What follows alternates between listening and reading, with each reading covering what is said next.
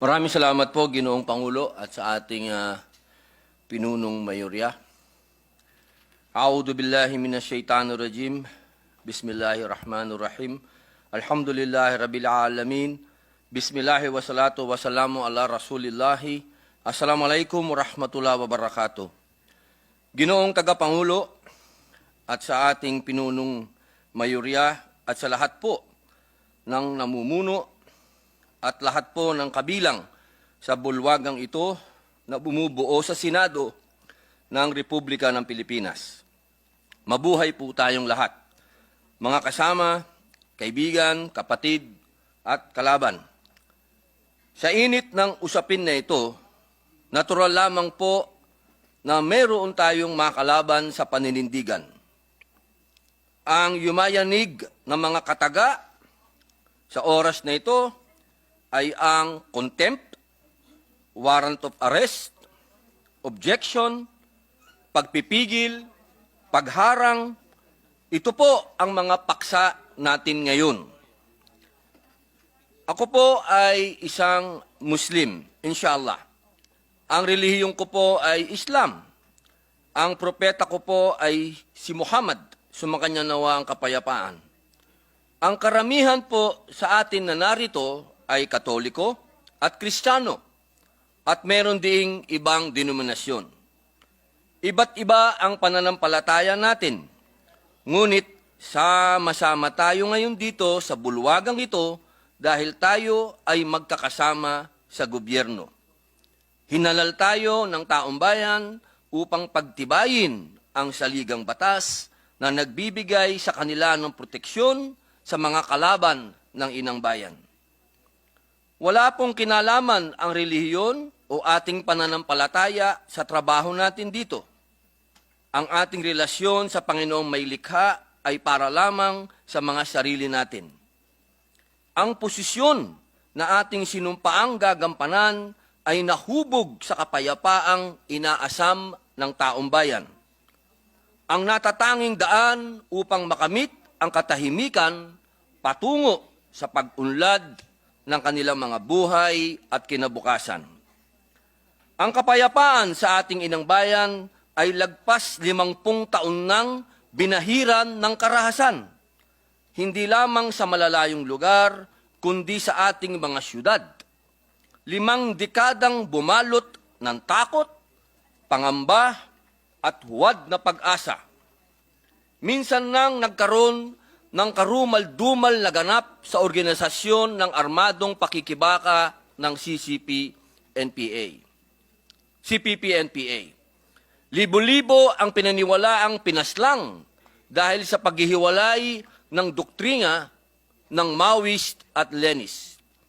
Hindi ito nagkaroon ng formal na pagdinig diso sa sangay ng lehislatura at hudikatura. Naging matahimik ang gobyerno sa kasaysayan na ito. Ngayon po na muling nagkaroon ng panibagong yugto ang armadong pakikibaka, libo-libo ang nagbalik loob kasama ang tinatawag na teenage rebels, masa, pasabilis, magsasaka, maglulupa at manggagawa dahil sa pangako ng pangalawang pagkakataon na igagawad ng NTF-ELCAC.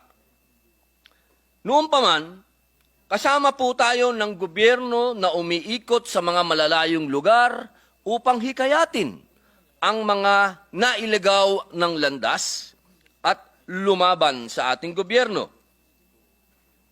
Nagtagumpay po tayo sa ating misyon at bilang pagpapalaganap ng magandang naratibong ito, nakagawa pa tayo ng pelikula upang magamit ito laban sa mga nagpapakalat ng propaganda na hanggang ngayon ay bumibiktima pa rin ng mga estudyante, mga bata. Isa na po rito ang pumanaw na si Hannah J. Cesista, isang abogado na kasama po sa mga napaslang sa engkwentro sa pagitan ng pamahalaan at mga rebelde sa Bohol.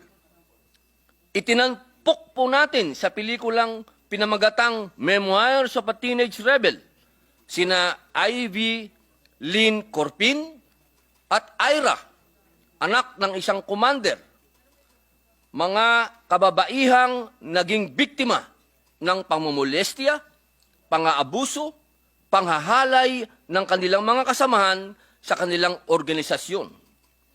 Makailang beses na pong umalingaw-ngaw ang tinig ng mga babaeng biktima na ito dito sa loob ng bulwagan ng Senado sa mga isinagawang pagdinig po noong nakaraang Kongreso at maging sa kasalukuyan sa komite ni Senador De La Rosa ukol sa nagiging recruitment sa mga kabataan ng mga komunistang grupo. Sa likod ng mga kaganapang ito, meron pong isang tao na gumamit ng kanyang lakas, enerhiya at kasangkapan upang manindigan at magpakalat ng impormasyon kung bakit hindi nararapat na maligaw ng landas ang ating mga kababayan. Siya po ay si Pastor Apollo Kibuloy. Gamit ang network ng SMNI, siya lamang din po ang kaisa-isang pumayag na mag-ere ng pelikulang Memoirs of a Teenage Rebel upang makapaghatid ng mensahe sa mga kabataang tinatarget po upang maging bahagi ng armadong pakikibaka. Gayun din ang idinulot po nitong hudyat para sa NTF-ELCAC sapagkat nagkaroon po sila ng plataporma upang maihayag ang kanilang tagumpay sa inaatang na misyon sa kanila ng pamahalaan. Sapagkat hindi lamang military operations ang nais ng NTF-ELCAC, kundi makuha ang puso at isipan ng mga biktima ng armadong pakikibaka. Ayon po sa kanilang datos, sa 89 na aktibong guerrilla fronts noong 2018, sa kasalukuyan po ay mayroon na lamang 11 na kung tawagin ay weekend guerrilla fronts. Ang ibig pong sabihin, hindi na po sumusuporta dito ang mga dati nilang mga ground mass bases. Nobyembre 2020 pa lamang ay binibigyan na ng suporta ng SMNI ang nagbalik loob na magkaroon ng plataporma upang marinig ang kanilang mga tinig sa ating lipunan. Hulyo 2021, sa pamamagitan po ng programang Laban Kasama ang Bayan, libre at voluntaryo po ang pagbibigay ng suporta ng SMNI sa whole of government approach laban sa insurgency na isinusulong ng NTF-ELCAC. At noong Setyembre 2022, nagkaroon po ng formal na kasunduan ang SMNI at ang Philippine Army upang makapag-ere ng mahalagang impormasyon tungkol po sa tagumpay ng ating kasundaluhan at programa laban sa mga komunistang grupo. Nais ko pong bigyan diin, wala pong ni isang network sa ating bansa ang gumawa nito, kundi ang SMNI lamang. Wala pong leader ang gumawa nito, kundi si Pastor Kibuloy lamang. At hindi lamang po yun. Nung panahon na ang lahat ay tahimik sa usapin ng West Philippine Sea, tayo po ay isang linggong naglayag at nanahan sa isla ng Kalayaan upang maghatid ng tulong sa ating mga kababayang naninirahan sa isla. Nagkaroon din po tayo ng pagkakataong makapagpatrolya sa karagatang sakop ng Isla ng Pag-asa. Kasama ang ating mga kababayang mangingisda, nakipagsapalaran po tayo sa dagat kanluran kung saan nakita mismo ng aking mga mata ang hirap ng kalagayan ng ating mga kababayang mangingisda. Tinawag ko po ang dokumentaryong ito na Isang Linggong Pag-ibig na aking inialok upang maiere sa mainstream media maging sa mga government networks. Ngunit muli po, walang tumanggap kundi ang SMNI. Wala pong tumanggap kundi si Pastor Kibuloy, sapagkat siya po'y naniniwala na dapat mabigyan ng pangarangal ang mga mangingisdang Pilipino sa kanilang sakripisyo sa dagat kanluran. Ginoong Tagapangulo, hindi ko lamang po talaga maunawaan kung bakit paano nangyari sa isang programa lamang po ang may sinasabing paglamag sa pamamahayag, ngunit buong network ang tinamaan, buong network ang pinashutdown.